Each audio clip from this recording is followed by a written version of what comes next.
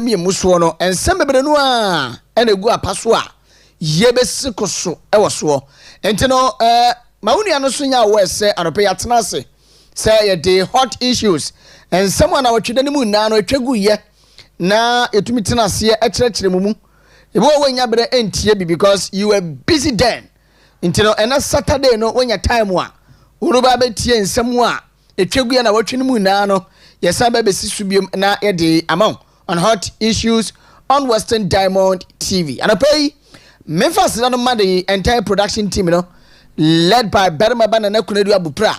Osikeni from Pong, Manson, Abana Sewa, Ameniampong. Na MC Anso, Same ene Yaro, and DJ Black Foreigner, and Kenny. On social media, no son on pay. Ye ne kan wabo mo ye de osumika sewe, ede eba sumo more text message.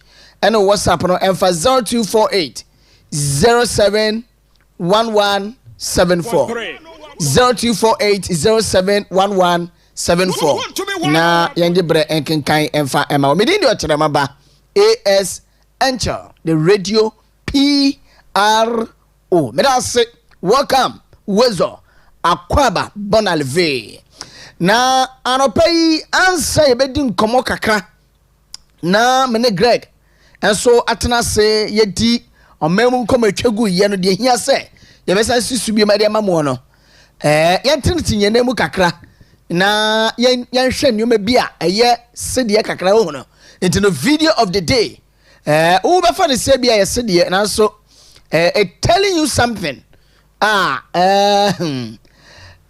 Minister of Communication and Digitalization Zera Sam George may I sure say on the video now circulate on social media no so no pretending say what BC in a way he wants himself to be jovial or so jovial in a way but you see on by the yebu no baby yedro no crossroad ni yedro no ye hia sabe won mo yi passe de to the extent say wakwa kwatra na teacher aban papa ba true or false aban de ba no dollar atiaba from city cost true or false say I am finished you see ye ni abre wo manyim I who our personal life who our private life but when it comes to say yenye adwuma those things no embem no and I number to opposition ka kire his excellency na na da kwakufa do say asem banas ye hia say ye betumi asore na yetumi gina ewa asem no mu na gina asem na no a etumi find a lasting solutions to asem no a yemfa obi a ye comedian bi ti say Dr. Alhaji Mahmoud Baumia emfa ni mba megina ho and that is what NDC told the MPP in opposition say asem hia ba no a ye kan wa asem no na Dr. Alhaji Mahmoud Baumia e de jokes passe de e na wode enamu nti ye hia joker say obelidi o man no and there ye koto abama abansesan ba ya minister ne yafa ne say won gina mu no hwe yen eye communications won hwe digitalization won sensem no wakwakwatre baby and wo diga na phone fe wo say wo di ho agro say die yo all because wonim say heat abakrom into wo ye biribi na wo de esi heat na no instead say obesolve ade no afande lasting solutions to it no na wo di agro. But you come catch them say this 64 radio stations are yes so we shut down operations you know due to one or two reasons you know obia ne nia ye de abata no ya categorizing radio bia no any the entire say one shut it down e be the petty issues you see that thing e be so dia no ye beyond you know anyoma bi e be so dia o a ye man break akra obetumi so I rectify those issues ni ade you know me no adebi wa me so because as a radio station we all know say before you are being authorized to start a program no you pass through NCA and some other channels before amount authorizations intini say wo ba ba no mu free say ebe no mu dia amfemu ye ebe no mu dia on so a o mu hia nneoma bi e wo mo adwuma na o mu ye nim bi ti say cavity filter ne ade a may I say it to be like enye issue bia they should go by those things but abasai na Ghana for any abrena one more can some fam one. Me patch video of the day. Sam George akwa tell was what BEC and okache teacher say I am finished. Video of the day. Mommy share number ya. Abam Papa Abba, true or false? True. God have mercy upon us. Data bundles have gone up. True or false? True. God have mercy upon us. Dollar Abba form. True or false? True. Sir, I have finished my answer.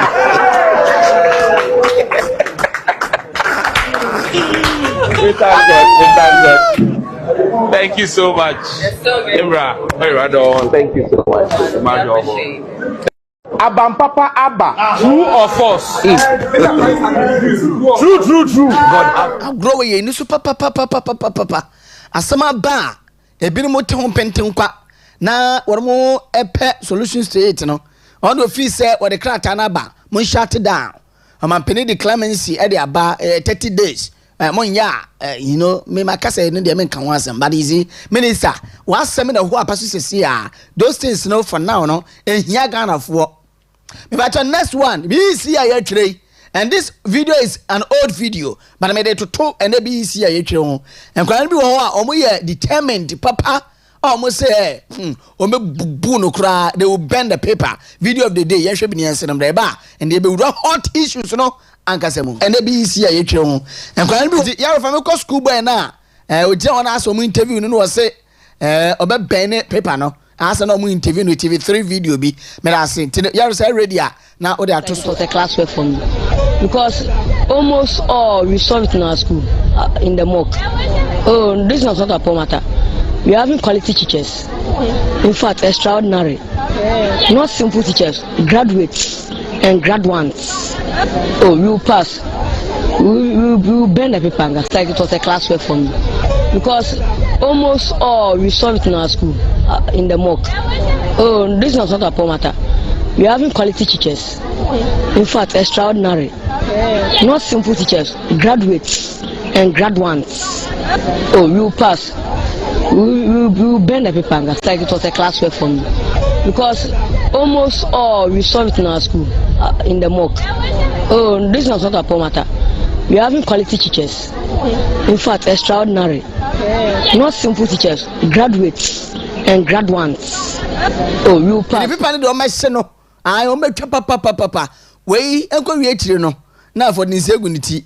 We usu. But the young say be yes sir. Now afei yewura hot issues na kasem. We ni videos bi a. Me pesa wode chichiro re. Na me yewura asem no mu a. O ma no enwura mu iye bebrebe. Na wo say your mind no ye chichire. Now me ba cha mo fa me call video no a.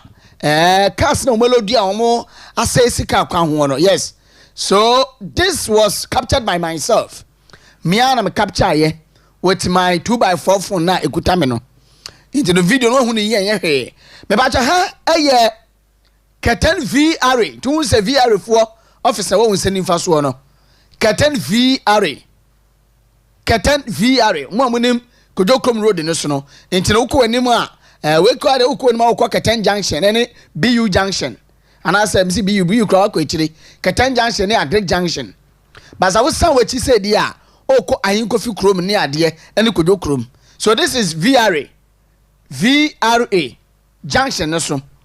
And video when we try and we try video way. And see, MC, a yarrow sandwich, mammy, may I say. You see, Yawa required. Loader, I was say car bia ni axla ni axle just say car no ni ties no ene ni mudro send your car na ho ni sitie based on the axis no you will load I was say car bia efa required load I was say car bia efa but Ghana ha na yatia no come here say obia no de mrasha ni nsem because they see say mra no nya adwuma e wo manyim.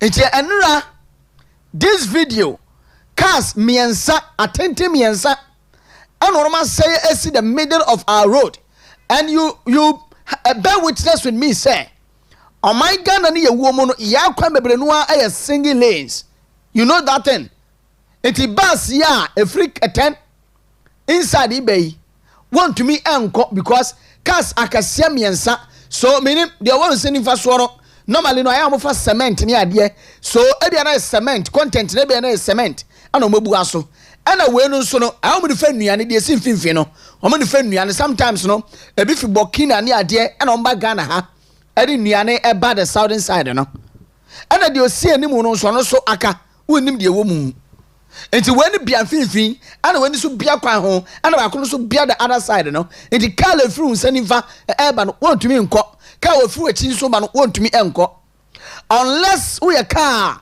uswa na se enumpo no wa ya careful a ye wo bonka bi eda baby abridge no hand ne wo no bonka wa ya careful pen so obekọ akoto bonka nim na ye wo edwumaku a Yamande to say, one more share our road, the worthiness of our road.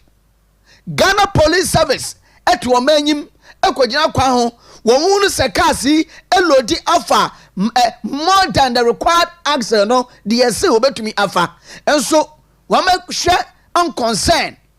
Oh, go ahead, oh, me qua jib. Okay. No, I'm more the ascending some, no, I jet, no, Jana, no, call. Aye one bra wa Ghana ha e kasatia ennuama obefa overload a obefa e bro wo axle na ho oden eso enso Ghana Police Service any road authorities be able to say National Road Safety Authority, Highways Authority, even DVL for when we register we are they tell you the required ennuama car no betumi afa based on the axle car na ho oden.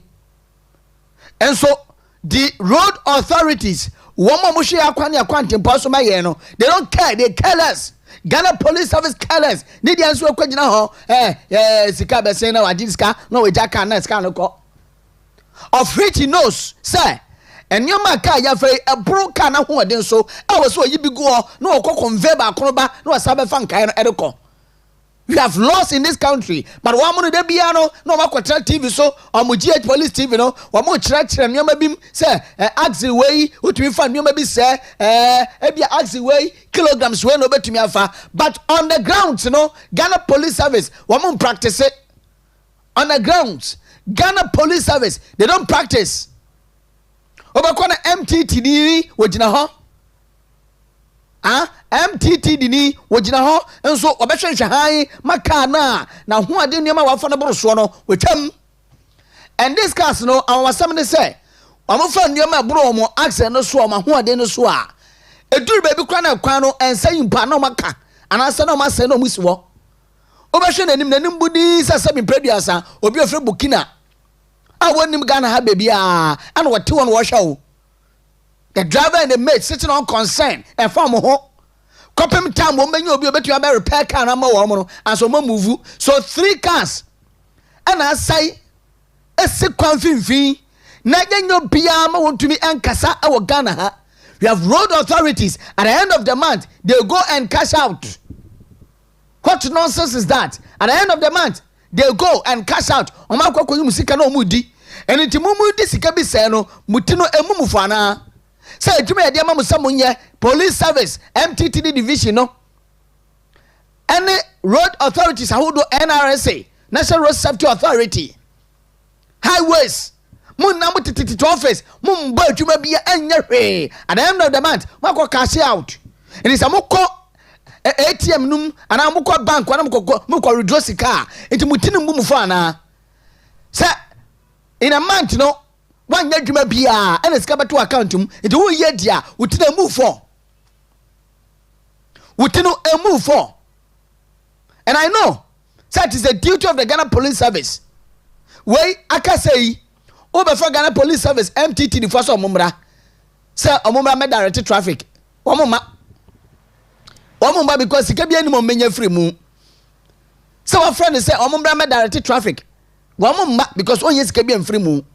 Nemono sekana ansai and what you may MTTD ni ejina.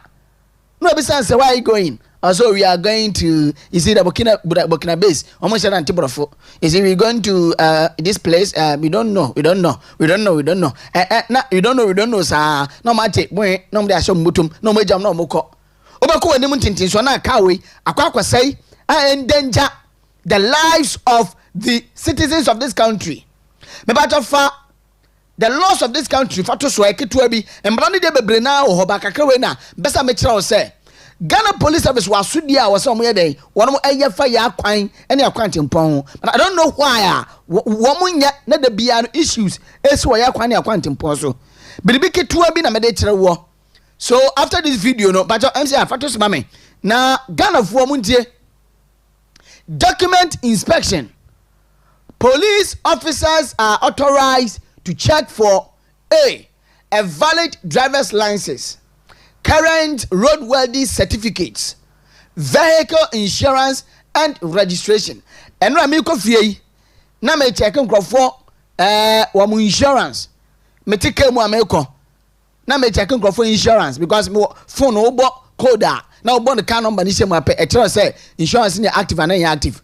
Bebre na cars bebrebe ana me ye kwan ni akwantempon so a wo insurance ewu wo mu ko renew ye obu okrampo insurance won twa bi krada eno ba ku bi a me check ne de ye say the number no it is not captured on the MID of the National Insurance Commission NIC for MID no yan capture was, which means on your insurance impo now we want to capture our NIC4 platform no eso. We want to check over star 920 hash. No star 920 star 57 hash. No about can number na say insurance na ye adwuma. Bebre no a anya adwuma. But your positive form adwuma no say they will check vehicle insurance and registration but we nyɛ.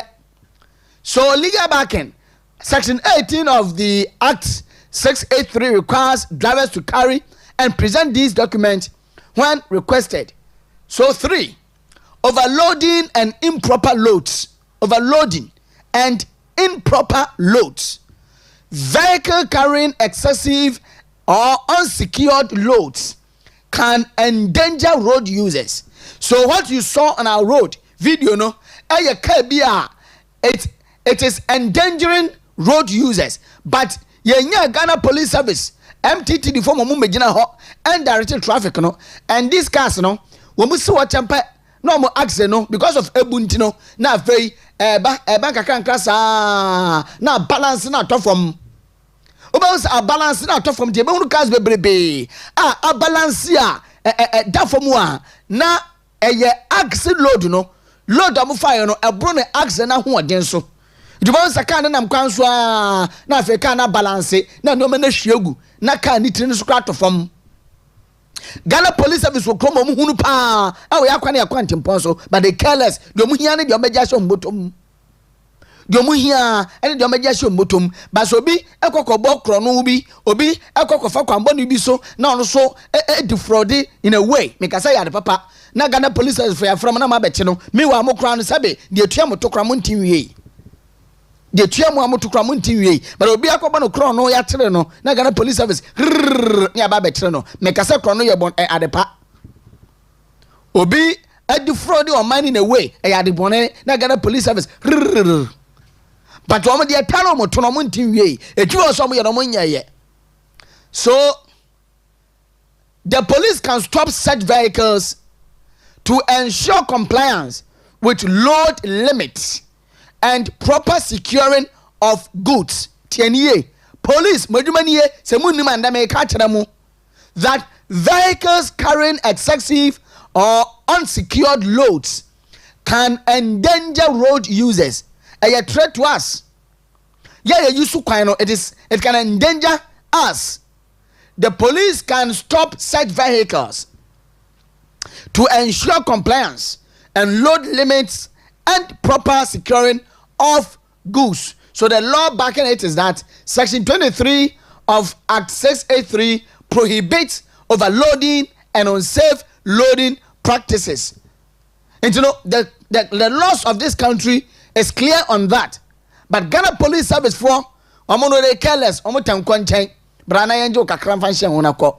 But omo se kana ho odin ɛne nneɛma no wafa no ɛbono na ho ɔden so ɛda sɛ safa video no to si bi mame na yɛmfa ɛsa nkomo no ɛmfa ɛnsi nti kaa tenti wei aka okay baako na ɛka ndɛ no wei chi kakra nti ɔbɛsa nkɔ n'akyi no hu no 3 cars ɛna na asɛ at a go ɛwɔ ɛnora anɔpa nti no deɛ osi nkyɛn no deɛ bɛka sɛ wapa kɔmpaake yɛ waka no no ɛna deɛ osi mfimfini no so waka nti kaa kɛseɛ na ɛfa ho no sɛ wan drive yi a obɛtumi akɔ akɔhyɛ bɔnka no a ɛwɔ ne nsa benkum no ɛso no wɔkɔ akɔhyɛ bɔnka nim ɛna ɔkɔ ne mu so a the reflector ɛbɔ akyire no ɛno nso so aka ɛni sɛ wonya a good driver wobɛkɔ akɔtɔ menem wonya good driver wobɛkɔ akɔtɔ menem na yɛwɔ MTTD fo okrom ha yɛwɔ city guard fo okrom ha nso ofra bia wonya bi sɛ nka bibia yɛ sei no ɔmommra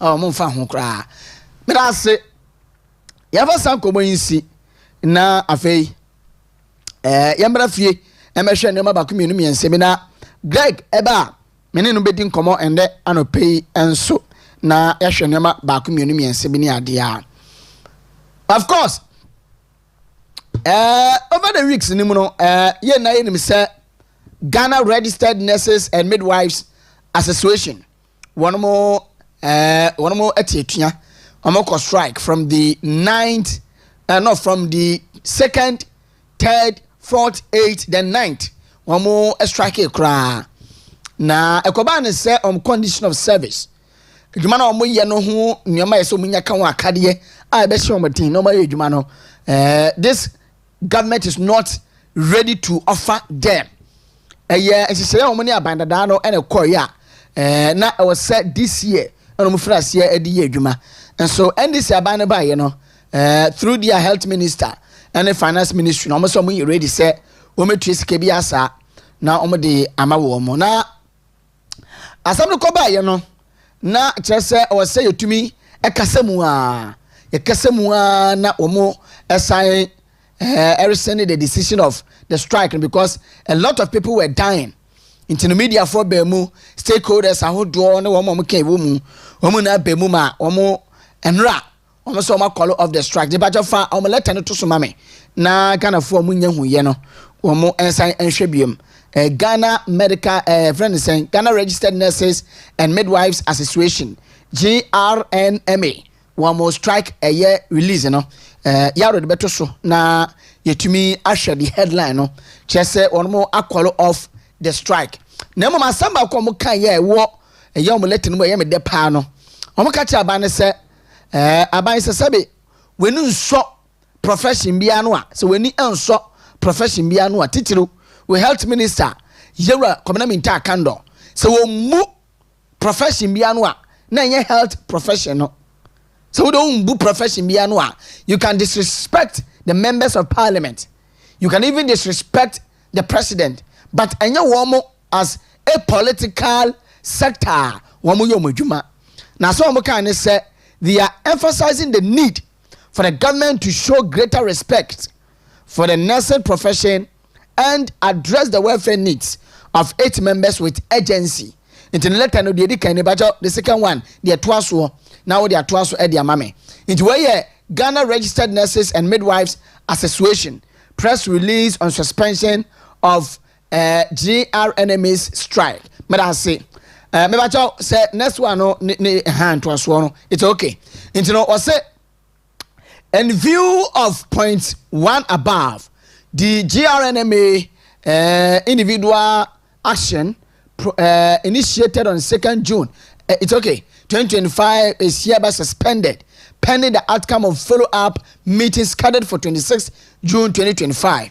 We call on our dear nurses and midwives to resume their normal shift duties from Saturday and almost 14th June 2025, and I assure you that we will not rest on our arse until the collective agreement is fully implemented. Okay.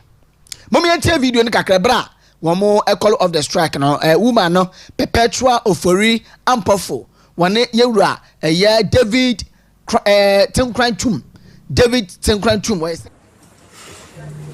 Good morning, fellow colleagues. I mean our dear nurses and midwives. Good morning to our employer. Good morning to the Parliamentary Select Committee on Health. A very good morning to all Ghanaians. This is a press release on the suspension of our GRDMA strike.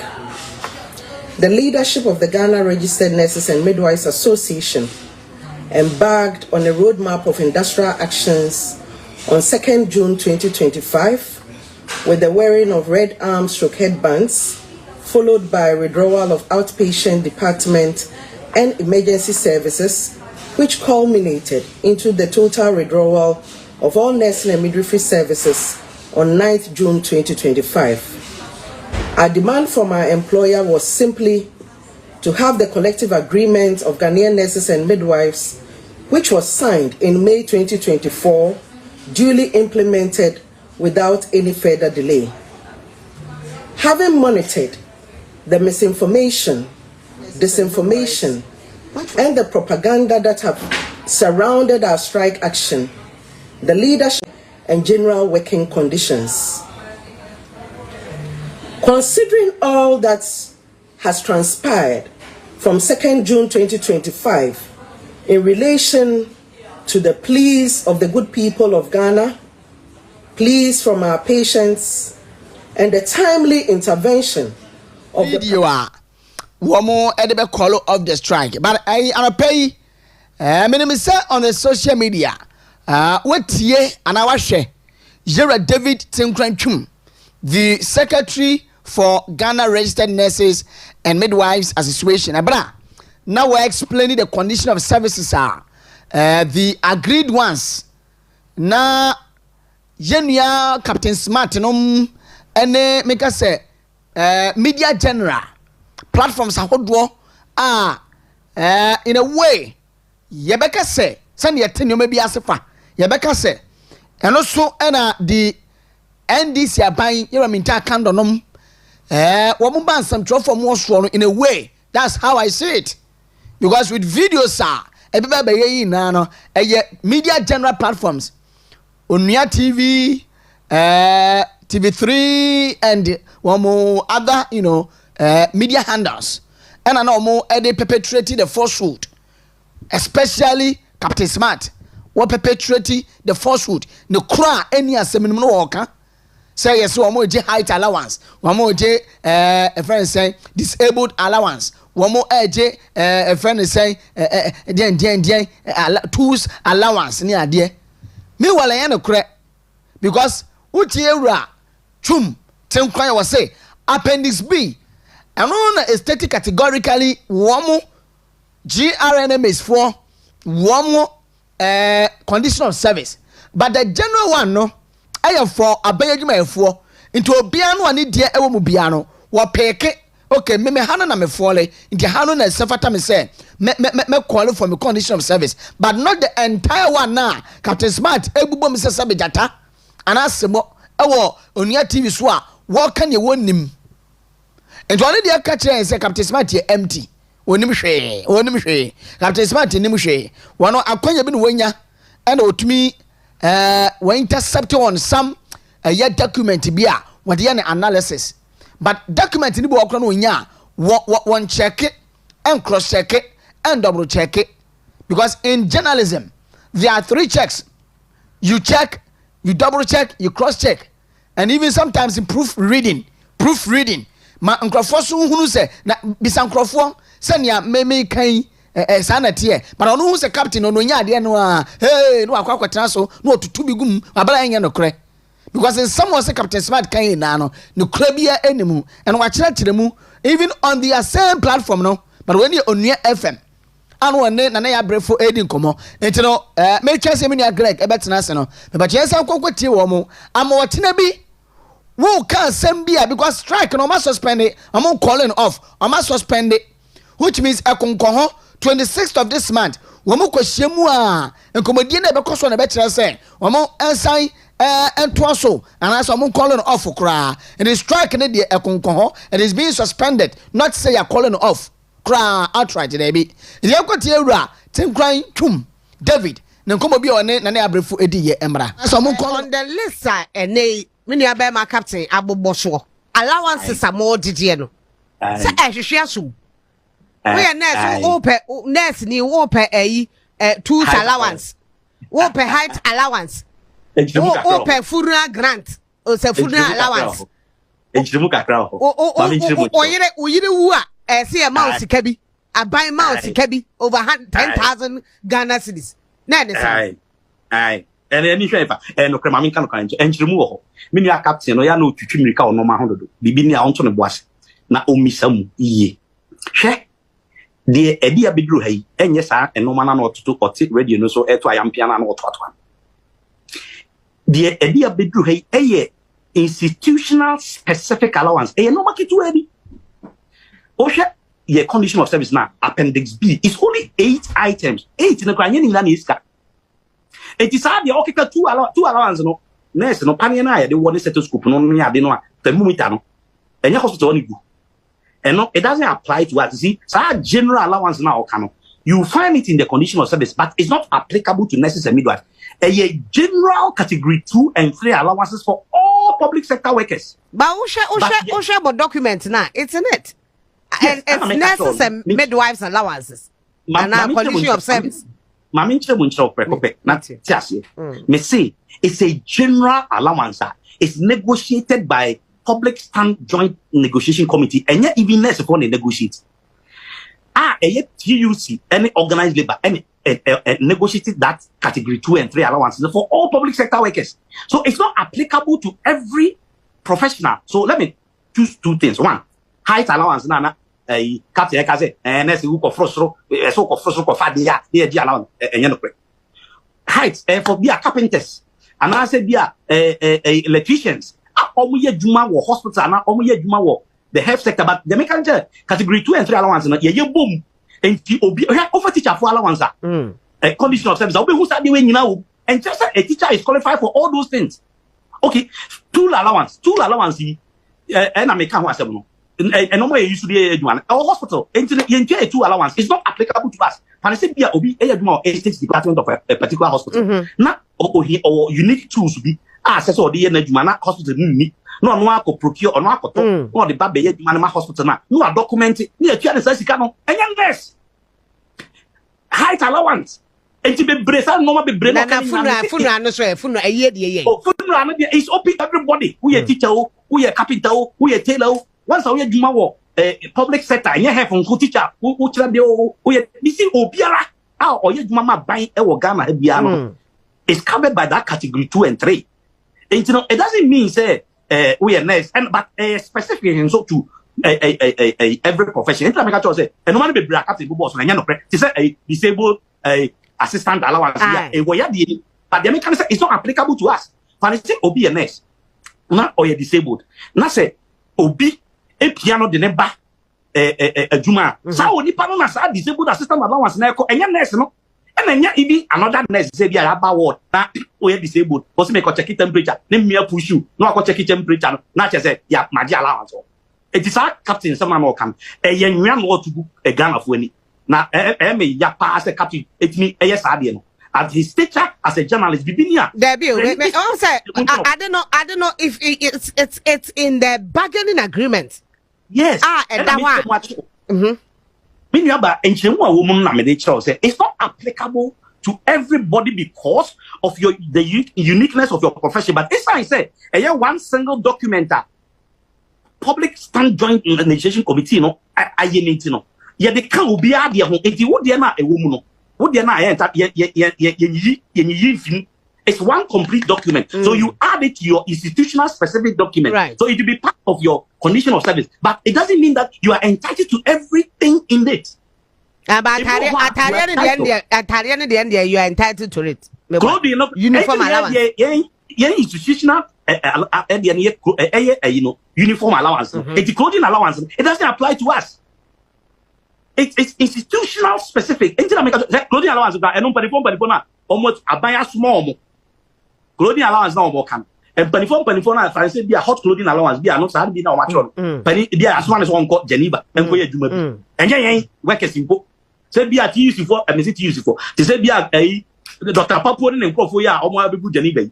Now, I said, omoto ebia winter coats bi no ne ade and no apply to them and next uniform no that uniform allowance they separate and you appendix B na ubehu only institutional specific allowances and only account was the idea of strike no and yes a tall list of allowances no and only 8 itemized allowances and no crime some are not monetary mami mo bon show teacher crane mami show akran mo show ka the captain not where no crime be jo ho amenti wait kwa meti say be brain misinformation disinformation and no fault mami fan check because the bet ma ba say o town document na no that's abra no atan ne krowa e ja bet me boss a check mu acho aha e di yen hwe appendix B no ya cho ha just quick one. The following items were agreed upon in the stated manner. Number 1, book and research allowance. It's specific for only nurses and midwives who teach in nursing training college.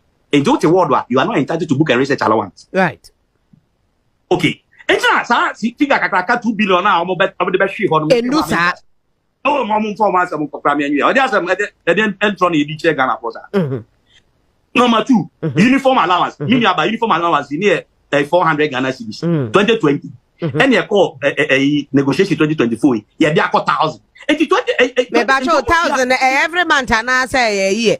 You have every month your uniform. Hey, 1 year. 1 solid year back up near the madness. 1,000 to uniform. 1,000 to uniform. Next for me atare fight a show me green show me. What 10,000 na it means a uniform. Beti ya to otom nya butre na ko jo match. Utumi to material me pam me mom nipa opam na hia. Nipa obepam uniform. Ni ya ba uniform na ye material no nko e pa bo aka ho. Belt ka ho. Belt ka ho. Watch be bo mo bo ka ho. Watch ka ho socks so ka ho. E ti nru ho hwe ye kwa negotiation no. Na ye estimate na 3,500. Any enkofu eni e bo no. No mo te so ba 1,000. And up to about 1,000 million about 3 months nego so e ka ho asebu. 80,000 e kra me ka ho. Ye 400 dada. Nti aka 600. 600 in a year. May say a year and yet every month because every month next into uniform. And at the number 2. And you very non-basic allowance and 8% of our basic salary. Meaning about you can 8% of your basic salary. Basic salary a year. Well, yes, Secretary Emma Ghana Registered Nurses and Midwives Association. Now, thanks be to God. One more.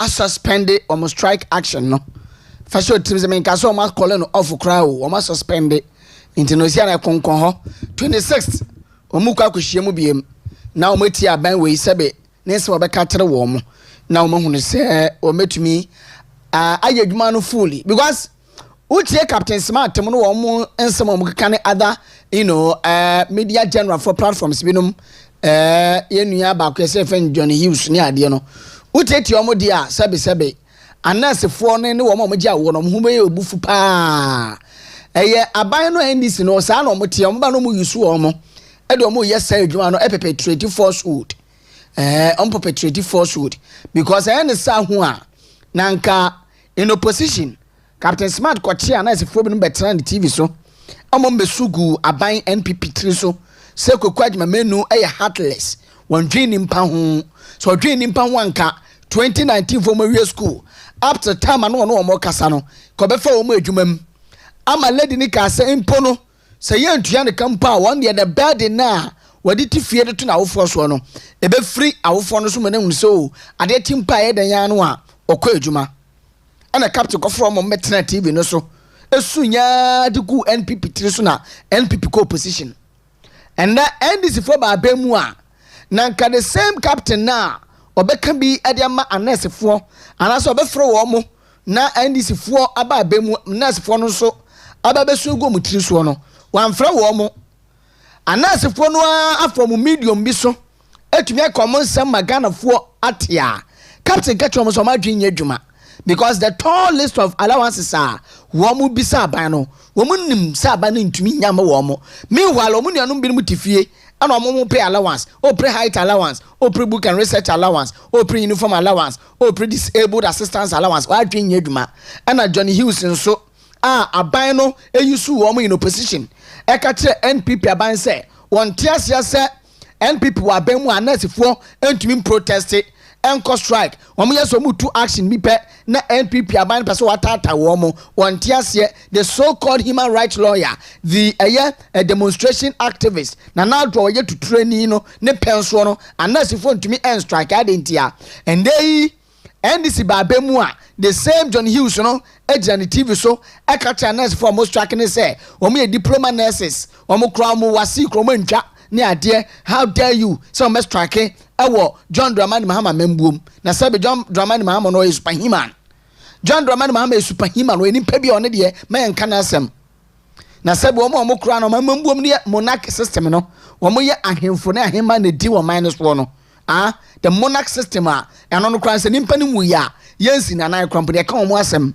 na nya wo asem ye beto abasan yi we firi so mom yan twen because wo mo de ne monarch wo mo de ne ye monarch system say Britain no mo na other countries na wo mo de ne monarch oba hima ana ohene ena di wo man no so ye fie konwa ye wonwu ya yensi wa na say Queen Elizabeth what so first and second wo mu ya say de King Charles ezi so and so who ya King Charles wo medi ade neba ne yemu ba King Charles and they didn't di ade so which means a monarch wo hu ye nsi ade but oman Ghana a democratic nation ya to aba na yimpanifo no wo mo kresi yen ka o masem na o ma mo de na fie ko ndwa kreka na wo sebe Ghana fo na san to aba e ma otumi se na wo koboku wo so ohia ayi asojafo escort na ka normally no mo ko mo de police fo na ekro nso wo koboku na rigu na no kopem na rigu se Savannah region se hin wo so ohia military escort na ka wo abetu jejereje o je ne ato ka ni mu pia ho na wa so ayese menu Greg aba Greg Asiedu aye communications team member ama the great Osunu Kokoroko NPP Amanyoko. Greg, good morning. Good morning Okyeremaba. It's say I'm yadumu na oswe. I'm yadumu ye share ya cho. No correct. I think 2 weeks. No, 1 year. Onko dia me denti no 2 weeks ama mama so na am 1 year. No correct. 2 weeks nya mutumi ba de dem week na muntumi ne release ben. I think they yintumi amba. Sure. I think it was on or fall around Salah anana. I ono de ne buy ye the week and a Salah so be boom. Into what they want to me amba during the want to me release, you know. That is true. And last week no say Salah holiday into me amba. Into ama but my listeners by na viewers. Yeah. Maybe now go for Facebook on so worship be. Oh, okay. And I'm there go for said one television to Western Diamond Television obeti. Yeah. Fact unkote. Yes. Or fact and truth. No kwar na yakawadi. And I am ambafu. That is not what we do here. We do constructive criticisms. Nyama na nko yenu yahwe na you make sure that bibia yaka na abamu mpemfo amana wo di ban no wahwe bibia e kama nti ochama na ebe ya Ghana no do Ghana no komo Ghana ni ye nti na yimbia betina ha ye babu na Ghana why pepepe ana bibia e fine Ghana di mate esi ade mafatu mo se obi obeba me show nsu bia no constituency of free mu no na edi hu komo just 2 minutes. But of constituency ben me wo kwesimintim constituency. Okay, so for the past 6 months abandon you know because this for say aban papa aba into no constituency no so far no has there been any change be not if tremendous be slight change be kakra our constituency mama until just 2 minutes. Mate Okyeremaba here na papa na gasa why you in action no a friend this for na be on the one MP no friend won refund do. Okay. So I mean Yira Fifi Bokman lawyer and the MP for Kwesimtim constituency. Sure. Na what to abaman I think the okon statement ani. Ame de muhu ni signature project bia. Indeed amaga some time hu constituency nimpo. Minim so obadia ebi oba but amuhu. Oba no committed to parliament pa. Where be me not parliament. Because I know I say Okasafa D64 reduces so I know Chibia and a board member well I think NC no I think media National Media Commission or so or either NC or a board member or I think the in your or them domain one and it's a lawyer of good repute I will name Fifi bia former government teacher wo oye Tadisco we tum abono mo de na wa be lawyer ni ande ono gina kwesimitim the entire kwesimitim constituency nyina ogina na name na Okyeremaba ambe de misimu hun wo constituency wo and edwuma an yaye wo constituency no ono fifi Bokman de dey obey little drop in the ocean. I think NMC yes, National Media Commission. Okay, the president's appointee. Yes, nti we na can we all do the issues now because of his legal background obotum conversation nti for fifi Bokman dey I mean the least said about him the better. I've said that no oye ntitim oba party no no ma fifi Bokman be DMP okusimintim. If the MPP comes united, ye can who bomankuti dia, the seat is ours. Indeed, I'm a catching for the seat. No, it has already been reversed. Yes, I sit in that the can ma electoral commission. I'm 2028. Na yako to abandon MPP no abeji seat. No, he won with a little over 370 votes. Okay, if you add yen candidate into over 370 votes, and I can tell you mutu makache on the MPP folk can boom. I want to wumbu film want to abandon. Okay, when you now on board, I can tell you the seat is back with the MPP. Inti academic seat na once a while.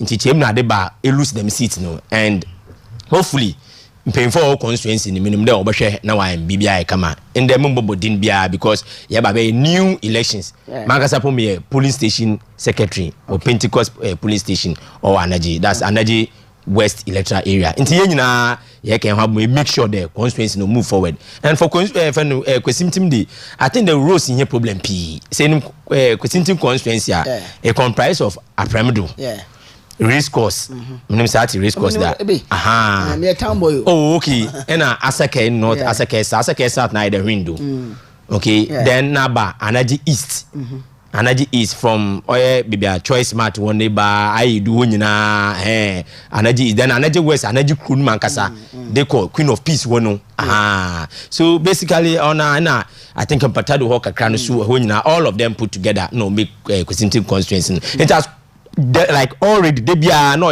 MPP and strong good indeed why and strong good since 96 lawyer Baka winning 96 in 2000 and Joby Dancer before sitting na yatina da fifi Bokman so before sitting nti Okyeremaba constituency di numia boko na nde totu nyama nyame yaduma party ndi hye bape ye be yimpinfo be di nim na ya hwe na akogye ne gua 2028. All right, 2028 no me sure boss mo de oba na beko de me me ka dis here mo de oba na beko na oba na be win seat na mamo me da say yanko enim now week anymore Ghana Registered Nurses and Midwives Association one issues be no na buy here now a suspended strike no do by the intervention of the Parliamentary Select Committee on Health one mo kwatena ase ne omo share no ene wo mo so buko show mo cancer no bibia no atodin but I was 26th o mesen shiem no ma hwe how far with a year and your mahudo be or say o mo setumika but eno o mo say aban wo mbu wo mo kakra on respect wo mo so by disrespect be bia kra no a the nursing fraternity no on respect wo no address the welfare needs of the members with agency but asamba ko Fred Agbanyo member of parliament for Guan constituency can deputy communications officer for the NDC. That is true. Obeka yes say sisi ana ma suspended strike no mo mewu no betumi asade o ma bankwam bi mu ana and that was a reckless statement by a member of parliament. Close akifon so a threatened strike say almost condition of service abana fan by 30th of June once be call strike yendi come generally on this Martin Okyeremaba me shas wo nurses no one consensus no ma menda won asepa na am a nurses the me one person am wo huge respect to the one and me encounters me no nya and the minuanom bi no nya nti minnim nurses no body bo Ghana ha na Okyeremaba yes sir menim say ehun nurse ni pace the peda ehun bi da Debbie. Oh, Bomode na jibi na shubne rade. I think that they are being treated unfairly. I'm a teacher ni.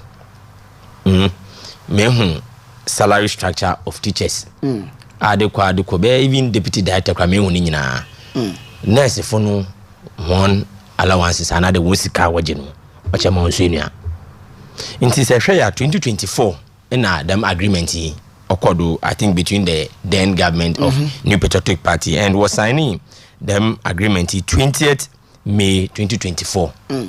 Yeah, okay. And consider will take effect, but MPP Abanu Utunifi Egwadu ma NDC Babanim. NDC Babanim, I think on January and February we share nurses no, and all catch on the look. One concerns now we're raising in Ayati. All of them we factored into the upcoming budget because budget will use current then no MPP for one budget will be reading somewhere else because it will take effect November or October. Until that was the excuse given them. No, what I say. Why should I be in my 5-6 months? And before, okay, first me before that, and say one been in the court. Kofo dia, I think some nursing for you. And on Modi assembly court conditional service. No, into you know they delay the implementation or NPP. That is true. That is in the court in the assembly this year January. I was somebody fast here. I was NDC. Yeah. But almost say we a new condition of service. The NDC for the person almost one no matters no much condition of service ni be dey gum wa bla net for him beside those condition of service tuning up to 2 billion Ghana cedis meba nti one agreement in terms and agreement no the marking kan nyina and the menya abotek kan o be eat allowances no so hwe Okyeremaba negotiation table one ekwa wo posture in our body language in our kasa in matters and kasa. Okay, I think that I put it the blame on Mr. Mahama. Miria na mrukosa kotu oye Akando another honorable Akando Nanando. Mr. Mahama na ebisa na benchina mebo oye President Mahama needing. President Mahama because onyam na mi health minister no. Look, he had a pool of people and now Kobutuma select as the health minister. Yeah. On na dream no fin na Akando Butuma eduma no. Look, the NDC in parliament currently has Professor Grace Ayinsu Dankwa. Okita medical background. Okay, Professor surgeon. Yeah. Or Professor Titus Bayu. Okay. Former Deputy Secretary, Ghana Medical Association or MP or Lambusi on the ticket of NDC. Dr. Anaba, currently MP for Garu. Medical practitioner kasa I think he was with Rage Okolebu some time back. Okay, and a Dr. Ezanato Rollis. Yeah.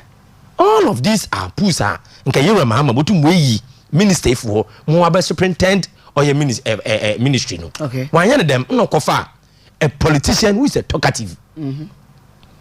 Oye kwabna mitan kando. No ne CV odbeka chen and also SS no ye dining hall prophet.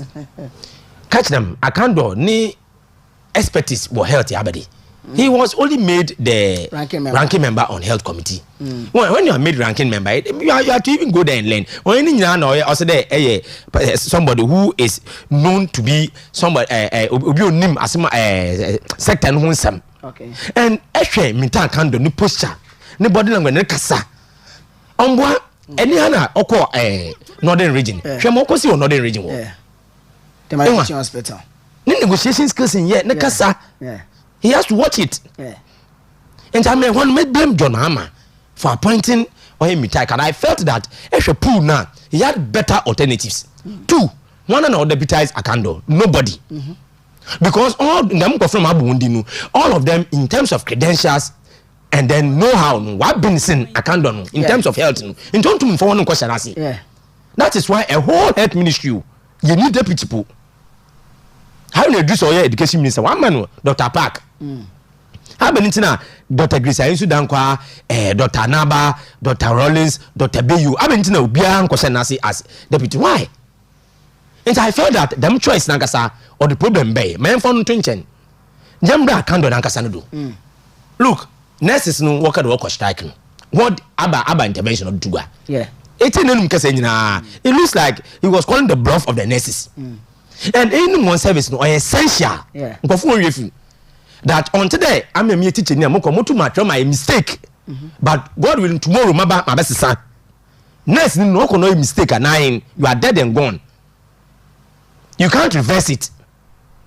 It is any necessary kasa. Look, take your time and then negotiate with them, talk with them. They are human beings.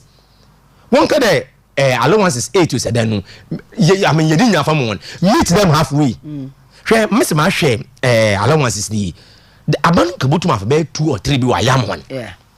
I can see the men 13th month bi. Yeah. What's we here 13th month? I don't want to continue with the 13th month. Sorry. Give it to them. Okay, book and research allowance. You maybe the government could have easily negotiated with them, met them halfway, and then delivered on this promise. Than there, it be take poster be. Now either you are calling out at the bluff of the nurses. If you are catching on the cover, you are contemplating of you going to bring on 1 hour retired one by age man. I mean, what is this? No, academics now. All you want to be fool. And the minister say STD no from 2nd June. Yeah. When they threatened. Some about race. Yes. What did Akando do? Oyeden, I bet no your phone. I think that he's not doing himself so good. We know him to be a very calm human being. In politics 1 or 2 where doing COVID-19. In politics obey. But Yankasa no, because some of us felt that he did not know anything about the health issues. Yeah. But I mean, God being so good, Mr. Mahama has had faith in you. He has to get serious. He has to show working. More yedi on Bobia.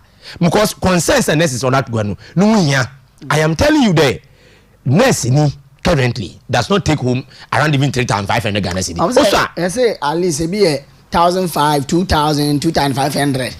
And you're a true. Nobody takes home 3,500 Ghana. Also, on your scab currently inflation. Inflation. It is a bit more 20 Ghana cedi. Yes, or 20 Ghana cedi, but inflation have more than half of the miscano. And why? It is a necessary no deep often what the 1 demands about to go. What do you do? I casada. Yeah. I casade. And then try and then meet them halfway. But now you go and hire some unintelligent journalists, very unserious journalists. No one will be the atem. Indeed, we're 3. I share Johnny Hughes. We have gone after him. Yan channel. Johnny Hughes. Yen yina ya kono dubi. And naga se won pa. To come and say the nurses now or the mad no. One pass 1 day. He's not serious. Johnny Hughes no. I have some more platforms. I'll be using languages on him. He's a very foolish man. Look, I have my classmate Stephen or our friend then. Kusim Team General Hospital in nursing degree. Only Madian Kasa. Stephen is there. Also white. Ono John Hughes on him now. Does he know some very intelligent nurses around? Ono ma. Only until obi na no catch them. Nurses will fail 1 or 1 pass was no. The person is not serious. Yeah.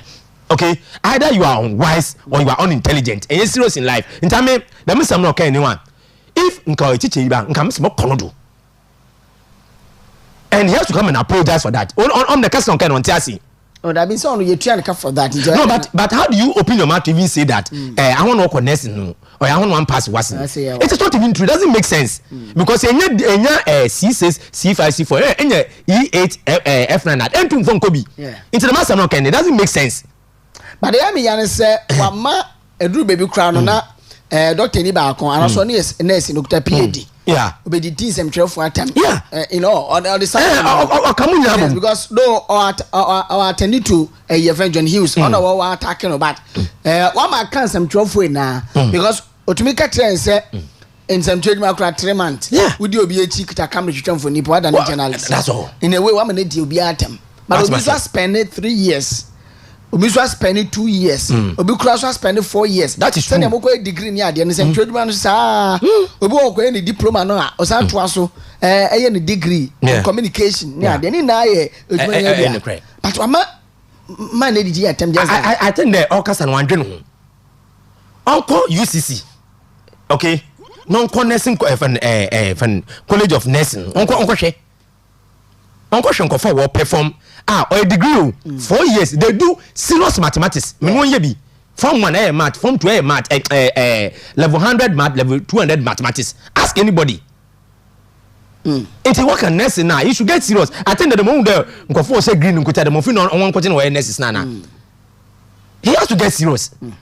For Johnny Hughes the least said about him the better. Everybody has seen that or a stomach journalist. Only integrity no mbunu so no bunu one nka profession like the nursing profession actually from Florence Nightingale yeah on your profession or a revered profession in some money one can send be an baby okay when you get sick doctor I private hospital cry and one nurses in what you know it's smarter and then you get Captain Smart too who is also not smart then so on another day look I think then community in front to that's been Captain Smart na semoka I mean no time Captain Smart because me tell you I can man to me who there I am more intelligent than him I am more smart than him okay I am more wise than him in time for smart there the least said about him the better and then government appointees they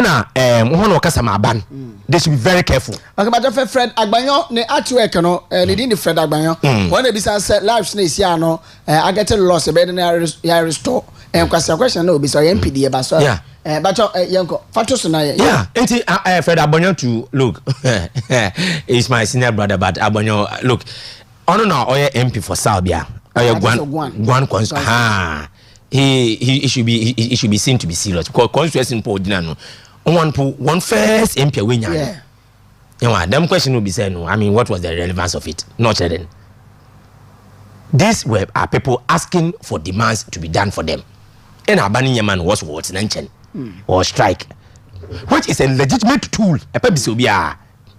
okay in time bana baby someone there into work strike no life say you lose no you bend then I mean what is that old one fear one other then share Okyeremaba my NDC for when ni allowance sana make an wasam ni wa mo bi wa be 2 or 3 bi ha me fin there obotu mo da manesis me ba na me tey sounds na ebo no hwe akubu ha also uniform allowance currently one man 400 Ghana cedi they are asking for 600 Ghana cedi in addition to 400 no now 1000 Ghana cedi ye ni nyina wo yede me chimpo is less than 100 Ghana cedi a month okay look one at no washe no until they am me teacher ni amotu ma hye mate bia kono one will prescribed uniform a washe regalia what call mobo a inti say we be say for 1000 Ghana cedi na say oda pamata no da kwadwuma I think that it is in order and 1000 Ghana cedi so because already now the 400 is sitting on our books okay until they are asking for 600 Ghana cedi for a whole year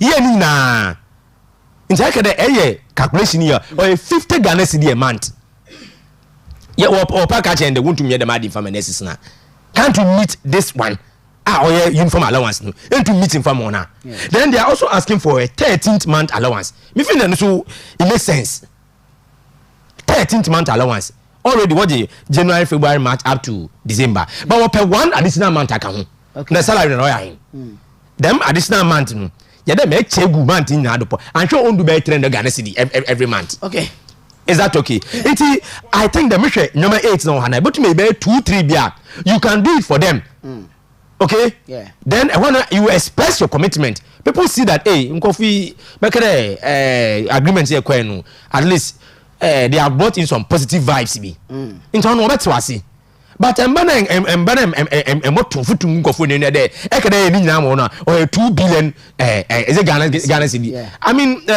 Thomas Nyankwan na no kenya no wen so I'm the year politics why I'm the year politics and that is the reason why ntia omo aba reply omo say say 2 billion omo fam say munu fro papa ne bufu ye pass masa fam fam kwa say omo fam say munu fro e no kre Okyeremaba e no kre because 2 billion ya kan wa say mu oh wow why the mad now what you are doing is that you na efu ono bu emwo efu and you are it's like you are playing the nation against them or the people against them and which is not fair in Tiabesre, since or suspend the strike, no, they have not called off the strike. Difference room. Yeah. What's there?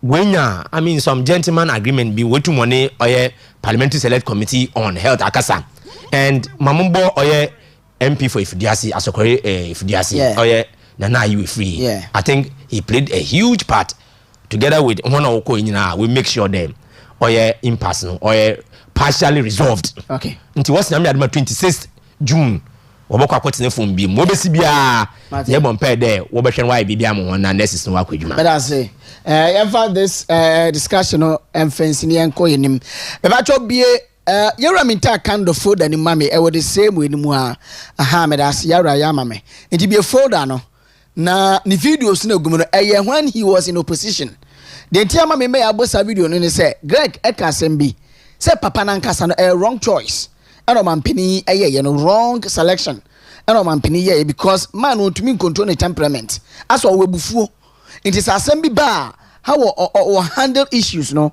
enya nice because even in opposition na okasa anyhow some star bi no asaba ba mu no okasa sa no na che say ne yare bi a ehye no ho asa yade na so pe eduro no onom ti o de ekwatie ni old videos ni bi ebra no wo me kan say wo yi nsem bi ya no yes we explaining nsem bi a ewo on my nim ewo NPP amanyoku no penso say bi a ready a.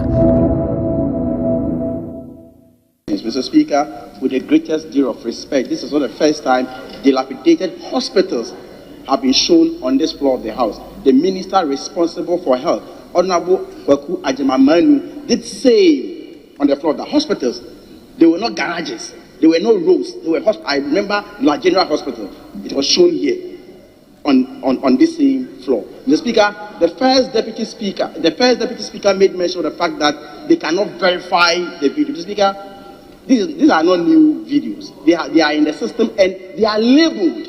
And even before I spoke to the members of parliament. Mr. Speaker, if I speak on the floor of the House and I lie on the floor of the House, I bear the consequences. There are rules with respect to that. So, Mr. Speaker, nobody should attempt to intimidate anybody because it is our rules doesn't frown on evidence. Our rules do not frown on evidence. And so, Mr. Speaker, 2% of health facilities that offer blood transfusion services lack blood storage facilities. Mr. Speaker, these are very serious issues. In any serious jurisdiction, we'll be prioritizing the health sector. And so I expected the members of parliament from the other side to even rise and support me in bringing to the fore of some of these issues for the executive, if we have any responsible executive in place, to act expeditiously to fix this mess. That is what I seek to do.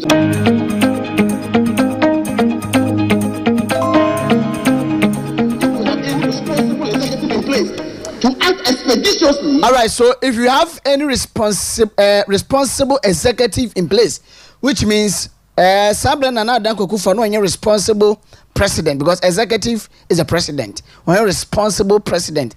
All right. Me batch video too. Why? In the mebon videos nika krebi na ya tuan komono. So me is that when it comes to maintenance of Kolebu or any health facility, that's why there is a management. A management is supposed to ensure that the place is maintained, and that's not necessarily government's duty. Okay, so that's why anybody who says this is getting it all wrong. The deputy health minister said it. Then he's ignorant. Then he's incompetent. Then he's incompetent. Kolebu is a public facility. Mm-hmm. They don't even determine what they charge. Their fees and charges are brought to parliament for approval. Kolebu is not a private facility. It falls squarely under the Ministry of Health. Right. Under the Ministry of Health. Mm-hmm. So it's not autonomous. They don't do what they like. Did you say the deputy minister said this? Oh yes. I don't believe it. No, he says management is responsible for fixing things like maintenance if they don't do that, what do you do? For which reason you do not place it at the doorstep of the government? So if they don't do it, what do you do? They can go ahead and do whatever they want.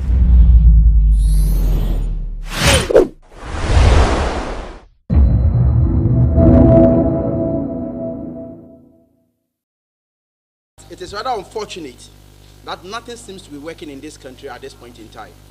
Very pathetic. Very, very pathetic. As I speak to you, we all know that COVID is still with us, and therefore we should not take our health facilities in this country for granted. But the bad news for you this afternoon is that since July 2021, the minister responsible for finance has not paid the levies collected in the name of the National Health Insurance Levy to the National Health Insurance Fund. And therefore, the service providers for the National Health Insurance Scheme are threatening to withdraw their services This is how bad it is. And so when you go to any health facility in this country that accepts national health insurance subscribers, don't be surprised if they turn you back, because they have not been paid since July 2021. If you suffocate health facilities in this country like that, how do you expect them to operate? Unfortunately, the people who are responsible is the health minister, John Dramani Mahama, His Excellency. Wow, point. Just 30 seconds. Oh, talkative. Oh, I'm a catcher. Oh, talkative. Oh, kasadodo. Ni body language in here, and I think that most of the appointees of Mr. Mahama have not translated. One fee opposition ba government. One him. Ebe mi mo refu. The sisi wa banim. One kasadam. Ewa nti on hwe ni posture na ni body language no. No hwe ni kasa ni language. That is the problem of Mintan Kando. All right. Mr. Makade, I think that first of all, the president erred in appointing him. He could have deputized the other ones and body. Ahi is a deputy minister, but he is an experienced politician. Why was he put there? I think the whole Accra it is not helping matters at all. Very well. We say good morning, PRO. Greetings to Honorable Charles BCU and incoming Secretary for Iskaro Ketan constituency, Kolensa. Dead goat Mahalia is back. Dead goat Mahalia. Mahalaya is back. Thanks to the NPP members on the committee. Without them, the strike would still be in force. Shame to the dining hall prefect and clueless government. Thank you, nurses. Engineer Thompson, and what they abba. We say I am Minister Cash. Doing the watching from Anaji Western Diamond TV. You are the best greetings to Gregory. Also, papa. Afe yan share 24-hour economy. Where the money to na iwi abra Attorney General come on so 24-hour economy. John Dramani Mahama, His Excellency, said 1st July. Is Ghana ever ready for 24 hours economy? Mami tell. Well, 24-hour economy. The Mimaka say it was a campaign slogan. And it will continue to remain a campaign slogan. Meaning, if you don't put in the factors that to support it in MFA. I heard him, I think this week or last week. They will start with the Tama and look, these are politics as usual. Politics here. Oba on KBB ma Ghana from Huda 24-hour economy no be juma. Now I'm for the stimulating factors number. On fa. Na Ghana nankasa nyuma pio apa. Pi na 24 hours mwa. Okyeremaba. Watch ya on even 24 hours. Okay, ediban pi 24 hours. Your services pi on my phone. Banking issues P nina 24 hours and our package over bank no nyam aduma 2 o'clock ahomachi 2 a.m. I mean, what is this? Into me find the 24-hour economy day. Yen know what to assume. I mean, I'm not expecting anything special or anything unique on it. I don't know about me. Porting, what we be ye be ma from Anapa to from Inbra to now I didn't. Oh, about somebody, what will it change? Also, increase productivity and revenue. Who told you? Man, okay, no. It can be the figment of his own imagination. I don't support it. It's not true. I'm feeling that the mad or a fact has been no stimulate. Okay. Say, Ebia, one and Yama Bapedo Binadia, naturally, it will happen. Naturally, one can say, why the Nibia a time bounder. No, say, Debia had not no Buddha. Naturally, the thing goes above it. And I don't expect Mr. Mahama to come and tell me that bankers and I want to wait maybe open by 2-3 o'clock. And this time no, I bet the man no be so about Yadako. I mean, hospitals work 24 hours, pharmacies work 24 hours. I never catch a day by day there on time I'm on board by 2 o'clock. Look, me feel the honor slogan hearing. Although a passing comment on the core program be na no me the Accra no the from there nyame aduma 24-hour economy no obesha say I me if date no boy no 1st July na Thanksgiving na ye behwe and then there one the post bi ama I think Guzitano. And so now 24-hour economy coordinator. And abede pa structures be not that to go. Abede why your documentation wa bana would abete and abede pa no bokodo. Look, all of them are here sees kasa ye twen wo be ye future. No nti on the day Okyeremaba matwen, but I am not hopeful. But Ghana ni no so hopeful. Our train him say 1st July. E be adwuma no. One so no application letter na are ready. Our dey to port. Say about 24 hours economy no more ya. At least we be here more hands. And you know, for us to increase productivity and revenue at the port. One so person ye adwuma ni bi. But and I me ye explanation me ne yera. I say why okay Frederick Boyan eba ha. Na me ne di ko ma cheche ma chen say amamanya wo mo 24-hour economy no ejina ne naso ana Singapore ne wo mo akeka no ye steady wo mo de no se ne mo ye no nyoma me yesa no mo gina so the security the transport sector and the energy. Okay, so energy and kanian sem ne ade no etesen ye betumi amankania no 24 hours ana and also the meters bi ba na during our off peak no some meter no enredi bebrebe and also the 120 day social contract when you do come boss so meter no eba now omotumi dia ama wo mo subscribe to 24-hour economy no am your off peak no entumi anko bebre na omotumi enya energy no dia ayo madwuma and as a power no.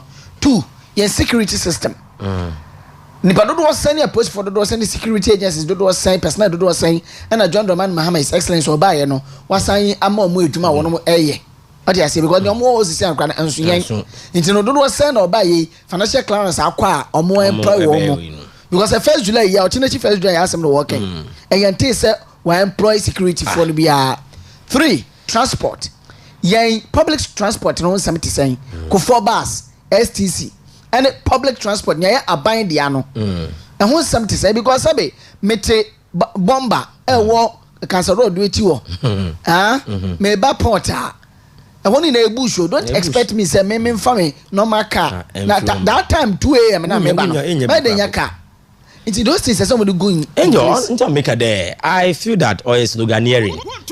Or is sloganeering. Into them factors here can super. I mean, as usual, and young lights naga so 8 hours naga za pituma. 8 hours we are even struggling to put it on. Okay. Into me feel the ninja or a casa. When a campaign promise into us there or your mouth of there why BB. By now there them 24-hour economy. No, it's slogan. It will not go beyond the slogan. I'm not make a show. Say 24-hour economy. Come here, Juma. Im there bani be wa pam wa another was sack go for be around 30,000. Yeah. All of them have been sent home. So no be 24-hour economy. Why were those people sent home? What was the justification for those people for going home? Why? I been tell me where you been more port. I been tell me where you been more NC. No way you go Hadi. No way you go. I been tell why the madden. Why are they doing that? Okay. And employing their own people. Into me feel the Okyeremaba them kasan on Fokwim. Mochan 1st July they go in now. We'll see if the thing is taken off. Is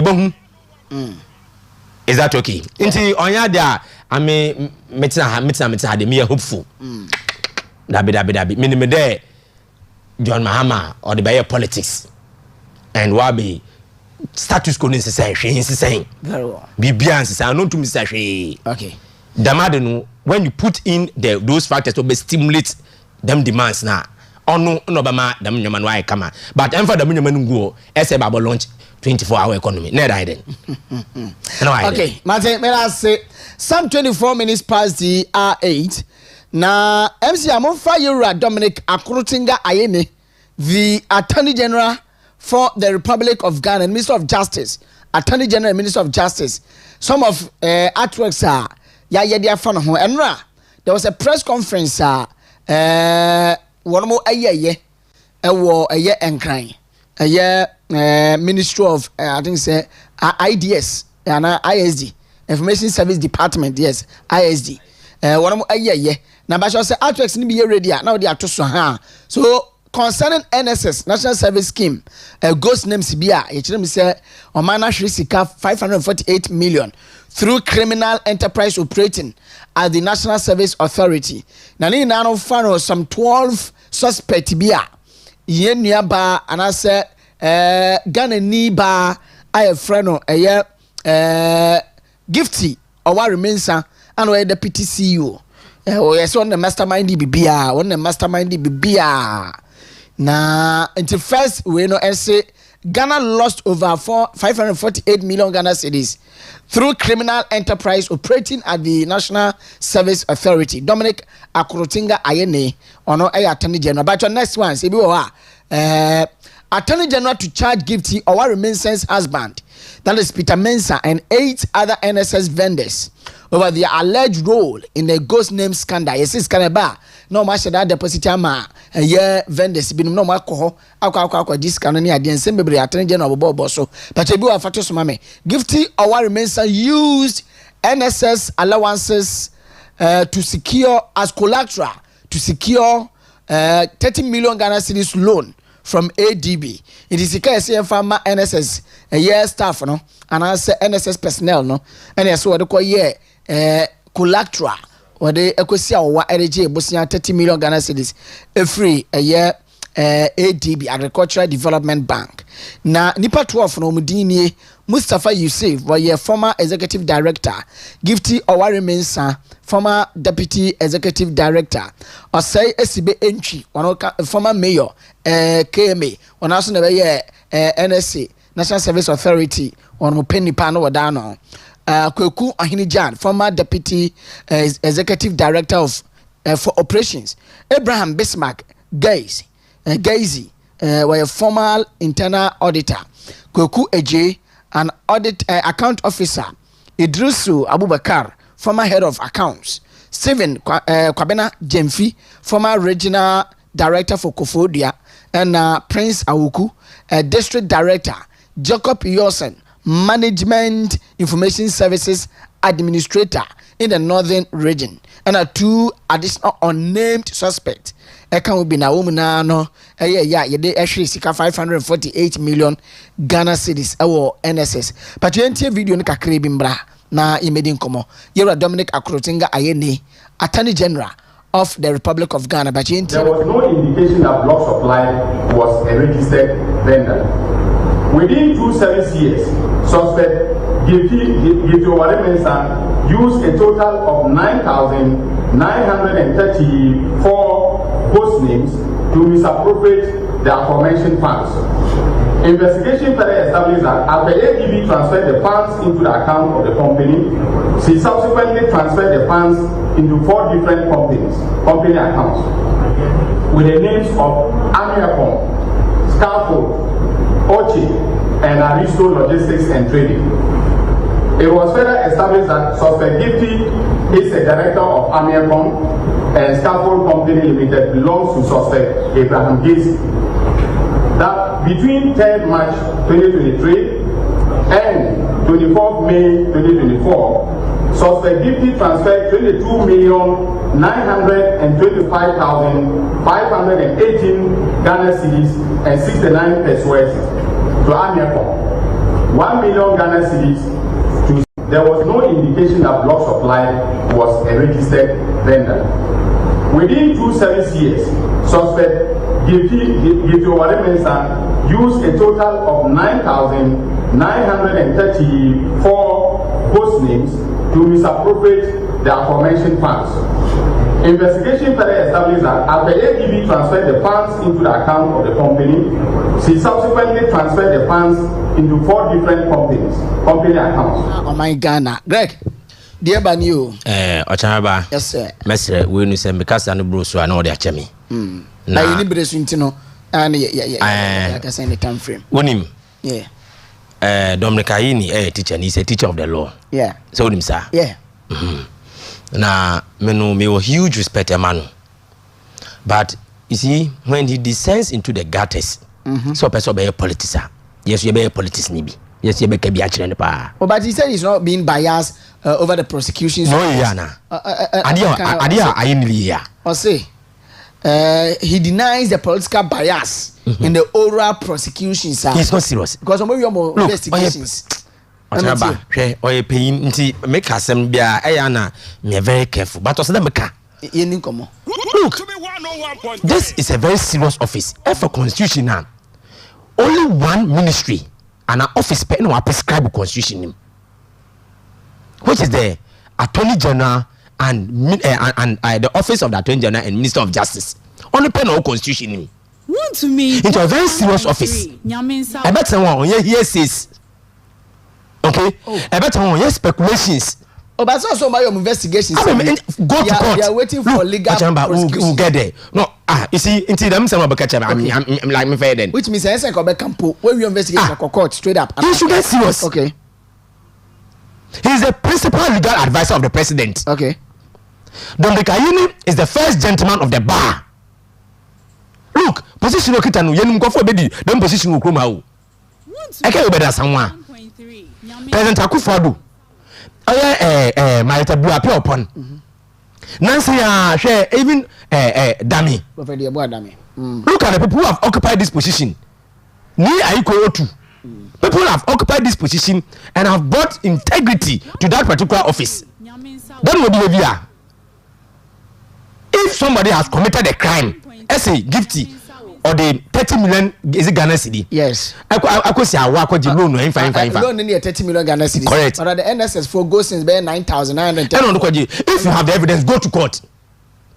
Charge her and then take her to court. Don't come and tell me. The man you find a street trial. It is to excite the NDC base. What's that? Okay. I'm an NDC for one. But that is not what to do. Is that okay? Okay. You don't prosecute people in public opinion. When you're the madden, what come? I'm ever catch me, Ami. Ever catch them there? Give to local risk another, but not let me end it. A bad number will risk. It's all in a suspect. I mean, what is that? Names are about. I have 22 names here. And about 12 plus another, I think 10 or so vendors now. Like when you have 22 names, all of them have been fingered in this. What's this kind of around 548 million Ghana cedi. Sure.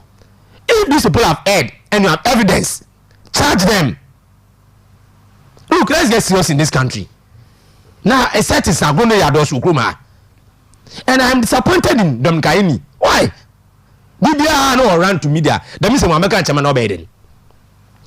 Wamaka Chaman, no I did. And Wamaka Chaman now Otoradi Ukruma, no I did. From Pakun court. Ewa. Well, I mean, what is this? I have heard say Mustafa letter no dabana. Mustafa Yusuf. Okay, me who Mustafa the letter about there. He's ready. Inti Attorney General no evidence there. Will commit any crime. On court. Mustafa at letter about. Statement by Mustafa Yusuf, Member of Parliament for Yagaba Kubori and former Executive Director of National Service Scheme 2017 to 2021. On also from 2017 to 2021. My attention has come to a press conference by the Attorney General held on June 13, 2025, and I wish to categorically deny any alleged wrongdoing. Okay. That said, it is my fervent belief that once you hold public office, you should at all material times and at whatever cost be ready, willing and be able to account for your stewardship. Therefore, I wish to state that I am ready, willing and able to account for my stewardship at the National Service Secretariat from February 2017 to January 6, 2021. Consequently, I welcome any opportunity to do so, including but not limited to having my day in court of competent jurisdiction. This is Mustafa Yusuf. He's ready. He was Sports Minister. Say from 2017 to 2021, President Akufo-Addo buy. Okay. Friend say NSS boss. Okay. Before then, no MP for Yagaba and Olusu seat. Oh, okay. In 2016. Oh, okay. Watch my say. In I think 2017, he was not the member of parliament. Oh, okay. Or the parliament, a member of parliament from 2013 to 2017. Okay. And President Akufo-Addo NSS boss. Oh, okay.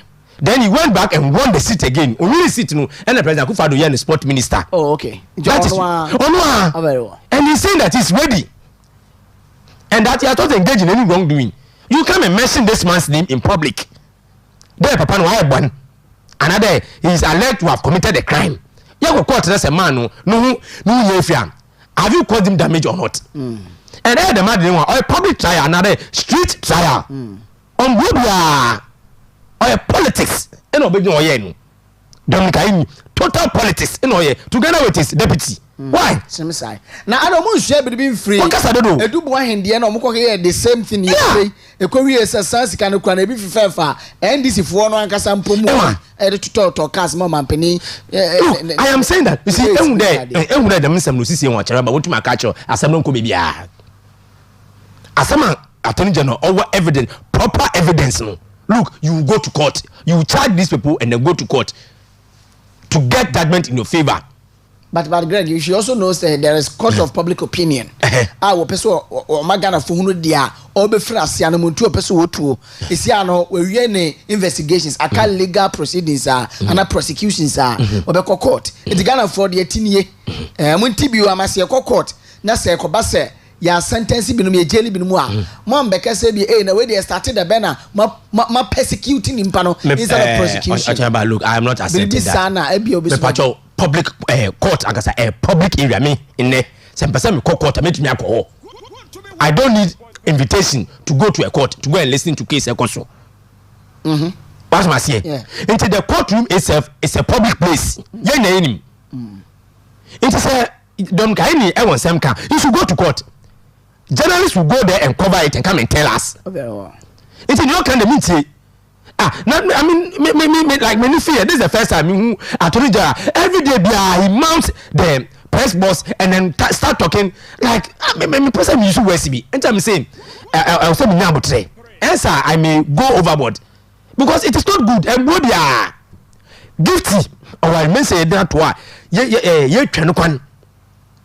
But ask my name kasa. And I'm happy for her. She has kept her composure. Why she will have a day in court. Come to court with evidence. Don't go and stand at the Ministry of Information. Now, then actually in this base why one day. And then you have settings now. Settings nibi. It is to make the base happy. Ora. Naba. Look at even what happened to me. Tricks nibi are in. You have to get serious and show working. Is that how to show working? At forcing. When at forcing, problem ben. I was MC. One go court. Yeah. And no court. And no kujima and sana no only two and sana then. All baba jinegwa. One pound because Yantese was 2.37 million euros. Yes. Ambulance scandal. No. Correct. Okay. Yantese at regional by press conference. No. Court near there. Omo court. Na proceedings ebe cause court no. And then as trophy be send na there na call ya. Na wa chine. That is what but when you come back by press conference be on some na court na ato forcing and jakpa omo connive omo conspiracy and omo court ambulance in tontoro bi 2.37 million euros bi one be sad here no. Intend o come no ya dey. That's make no. What must say? Any serious attorney general bia. That is what they should do. It's officer na I and free. That's how to build a nation. Okay? Yeah, look, my can in your man or can. Assuming that these things are true, take them to court. Judges no more me they SME. They know better than me, isn't it? Okay. Into the only banu, say Nancy Wumpa, a mudo evidence, a factor. It will be admitted in the court. And those people will have to face I'm in the book. Yeah. But you don't come and tell me there, Mamano, our Quadilombi, Nabadi, and so what in time hearing. But MC a year NSS ghost names, no, chat no, and so I think it's a Medisa chat no account from I think it's a 2018, 2019. Amount a year 2019-2020 amount a year. So press briefing on NSS Ghost name scandal. It is already now odi atoso the amamena Ghana phones warhebi. And that is the Attorney General nkomodi ye no and the ayaho chat at the aba. So ISD4 ayaho chat at the aba. In the service years and amount lost. So 2018-2019 Attorney General Trim say 548 million no 2018-2019 Nia yera yeno eye 25,857,836 Ghana cedis and 16 pesos. 2019-2020 21,613,962 Ghana cedis 24 pesos. 2020-2021 55,670,584 Ghana cedis 32 pesos. 2021-2022 61,383,025 Ghana cedis 74 pesos. 2022-2023 service year 350,926,977 Ghana cedis 12 pesos. In the 2022-2023 there, which say Southway omo ewie sika pa allegedly. So 2023-2024 32,881,157 Ghana cedis and 7 pesos. So totaling 548,333,542 Ghana cedis 65 pesos. So from the isd.gov.gh, Information Service Department.ghana.government.gh. Tino mame pick a cost kakra ya be so so na masama okwana with the last comment edi aba. So many generational thinkers ebedin komo 0248 07 1174 MC Ameda say 0248 07 1174. Maybe a full lines no edi atum me ba cho ba so a lower TV volume no na tie mo phone no so ba na why ni snappy edi amame 0248 07 1174. Maybe a phone lines in the atum obetumi awuramu na yedi enkomo ende anopay ewo nkomo ba hodo a yabo na samedi nkaka no ba bonitia te umame na for adwenchia no efa ebra 0248 07 1174 na yendi nkomo anopay. I don't know say me line na aye yidia. Okay, so course now start eba I'm for the kind. Hello, good morning. Hello, good morning. Hello. Good morning. Hello, good morning. Wow. I'm in Shewe. Okay. Hello, good morning. Hey. Ade. Minimu adie mamehwe. Hello. Ana if me ha. Hello, good morning. Yes. All right. Mintu wo monka. And I don't know say. Em say bacha muncha mombra why? Muncha mombra. And I say, em say muncha mombra. With the names of Amiapon, Scaffold, Okyeremaba Select Committee on Health, the leadership of the association wishes to state as follows. The engagement held with the Parliamentary Select Committee on Health and other interested parties on Thursday, 12 June 2025 was very fruitful and has paved the way for an amicable resolution of the impasse with our employer concerning the implementation of our collective agreements. 2. In view of point 1 above, the Ghana Registered Nurses and Midwives Association's industrial action initiated on 2nd June 2025 is hereby suspended, pending the outcome of the follow-up meeting scheduled for 26th June 2025. 3. We call on our dear nurses and midwives to resume their normal shift duties from Saturday, 14th June 2025. And we wish to assure you that we will not rest on our oars until the collective agreement is fully implemented. 4. We are thankful to the chairman, the ranking member, and all other members of the Parliamentary Select Committee on Health for their timely intervention to set a clear framework for the implementation of our collective agreements.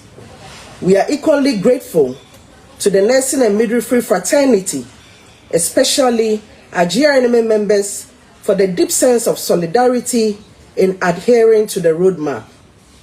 To the press, we thank you sincerely for carrying our voices to Ghanaians and indeed the whole world, and encourage you all to be professional in all matters to protect citizens from misinformation, disinformation, and propaganda.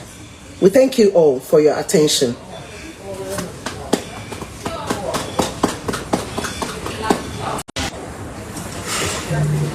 Good morning, fellow colleagues. Our dear nurses and midwives. Good morning to our employer. Good morning to the Parliamentary Select Committee on Health. A very good morning to all Ghanaians. This is a press release on the suspension of our GRNMA strike. The leadership of the Ghana Registered Nurses and Midwives Association embarked on a roadmap of industrial actions on 2nd June 2025 with the wearing of red arm/headbands, followed by withdrawal of outpatient department and emergency services, which culminated into the total withdrawal of all nursing and midwifery services on 9th June 2025. Our demand from our employer was simply to have the collective agreement of Ghanaian nurses and midwives, which was signed in May 2024, duly implemented without any further delay.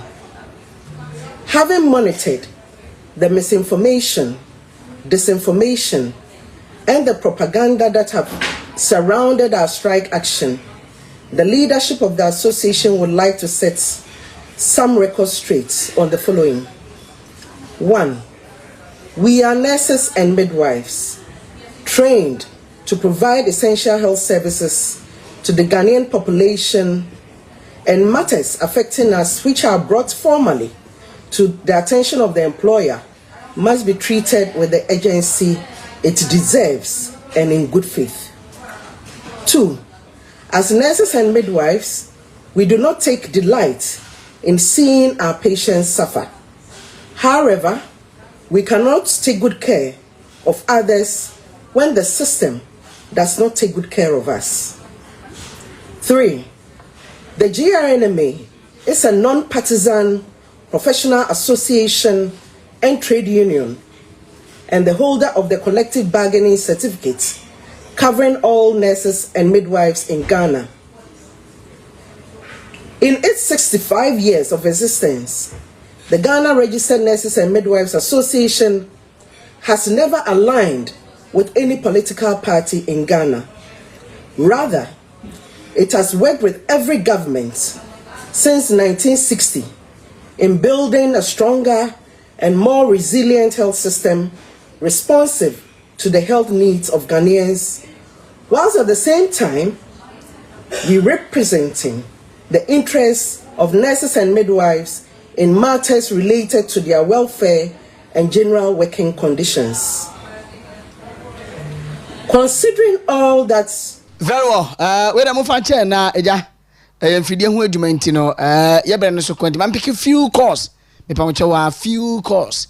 Na yentumi enje mo so ma dwenti. Enye fese aye program bi se na ya mama mba so bi ntino 0248 071174 0248 071174 na braso. Just some few minutes na yendin komo. Good morning. Morning, mbata tiseyo. Nyame adome ho ye pa. Wodi be okasa free. E ba ta mi di ku kwa me kasa free we ne ba. Mami ntio. Ye de nurses for na se. Ye no makasa no mo kwa ye ejupa no. Na emre na ye de ama wo mo ne esu. Na se wo mo esi o mo san ko strike ni bi. Na yi minister no. Owo ni ne ma wo ye. Se no oti opposition na no jejejejejejeje no. Omunye ni bi no mu semia otie se na otum kapatre koma minister no rough no omu se bi nyam me da se hello, good morning. Hello, good morning, Papa. Body mami baby okasa free. Pacho DJ Kikri na mekase because free some call infantile. Uni mami ntio. Yo, Pacho Papa no poi di me de ba abasubona me de ba mo nyanko punshila ni awade kase ya tina ma 2025 pa ba adwuma mai pa nyanko punshila ba bye DJ Kikri ni ba. DJ Kikri me das. Hello, good morning. Hello. My biggest brother. Oh, the institutional. The institutional. Nice one. And they be brought here. You can tell why. Okay, my good brother. First of all, happy birthday to our father. But you are father. Oh yeah. I'm a father of 3. So I mean, my all fathers happy birthday. All right. Happy birthday, including institution, but I think just Mr. Otinjasi, Dr. Otinjasi, man, happy Father's Day. My good brother. Yes, sir. Me from day one, my cousin. Captain Smart on your TV, the megaphone of war. People don't know. The idea of radio station, TV station, people have no idea. I'm telling you. Say they are going to TV so yeah. The next day, I know you're what you want to me. I say you have no idea. It's the megaphone of war. Brother. Yes, sir. As for the nurses, in India, and yet President Mahaman, and yet NDC ministers in the account of Mina ABB. A year to number 4 who can be near Jamaica Hobby. And one more Yansan said, Yakopa Bonyansa or Muslim, our Muslim Kataman Tony Pacomaso, and Yakasa nurses free or Muko Juma. President Mahaman ABB. All right. And T, of course, you better mercy. Not lastly, the just Wakra. Attorney General. Minya, Kaya, in 2009, Fabrana, but Timothy Attorney General. Who is all the same thing? You are going to get 17 appointees. The docket is ready. You are going to jail them at the end of the day. Market on the wall. Say, what do you mean Canada? What the market on the wall? Good morning. Hello. Good morning. Good morning. Udi bebe okasa free. But your family man okasa free. Thanos. Mami ntio. Okay. But I get nominated is funny doctors when me that film court site. The idea say na come on. Ama san so abaju. Unse nya fe. So na say I say in na do we papa no. Oh, I mean, I don't know. But quite a difference is here. Not only Captain Smart. I said, who said Ghana has the citizens in the you won't send a man born the point. Yeah, think the cash, the fencing, government or the scene. Sir, next is going idea of working within June last year. I didn't know man could strike yet. Government bar a ban 5 months and let us strike. AFA, who out here, man, AFA. A mumble no almost 10 and ask a mumble no person with an Captain Smart on you. I'll truth about it. Mate, Mukoswana Muntieno, why may I say? I don't know before. I will take Captain Smart over. Hello, good morning. Hello. Yeah, good morning. Good morning. Oh, Kafra. Oh. Good morning. Enchill, the radio PR1. Jewa Herbal Center, just for you. Just for you. Yeah. Oh, Okyeremaba. Yes, sir. Bernard Enchill, aka Chairman Will to me, the incoming national chairman for NPP. Nyankopon Enkano. Okyeremaba will say JY Storm Powder. Bernard Enchill, the incoming national chairman, okay. Test for ulcer treatment to be in Honomo. Yamenka will be a you are about center. Now, I don't pay many up when you mention Mebra, our Honomo, Yamenkan, Okyeremaba, Menchia, the former regional minister, and right Machamabasi, and after a year, honorable lawyer, the Chabo Amana, incoming national women organizer, a year, Katrina Fukuinam, and Sutimina. Okyeremaba. Nurses ni midwife wana or mababak near the radiaso. Yes, said ye, since you are on my gun of women and swim a minta a candle, Miss Subani. any Captain Smart ni suban any penifo binom a wɔn wɔ di sim suban no me gye sɛ yɛbɛkɔ no saa ni ahwɛ ntotoe a ɛbɛbɔ ɔman Ghana yɛsɛ wɔn de wɔn nkɔ wɔn akɔmante wɔn yam na yɛmmoa mo ɔman no nkyekyerɛ ɛnkɔ nkae because NDC for the sɛ de bia yɛka wɔn ni hwee papa de ma ɔman Ghana but yɛn nyinaa yɛbɛsɛ Awurade bambɔ ɛde ama yɛn nyinaa Okyeremaba me nkata nyame nka ho nyame nka ho so me da CP me fa last one or two. Hello, good morning. Good morning. Pacho di bebe okasa free. Oh, me di credo. Me da free. Aten rakete. Ayo aten central. Amenti yo. Mame mo abaso di modi a wode boa Ghana na o ma Ghana e move forward. Na menka nkyere yenu anom nurse for. Se ama ko strike na ba. Oma yade. Na menye sure se omo ko ya yempi omo na oma samba ba. Omo ne afan ni jinkita ho na kita ho di no so omo di tom. Okay. Na de make a chiro omo ne se ya omo ye ye no. Te ko ye san ko ye inipa na omo ba di omo nkwa. Ye besre.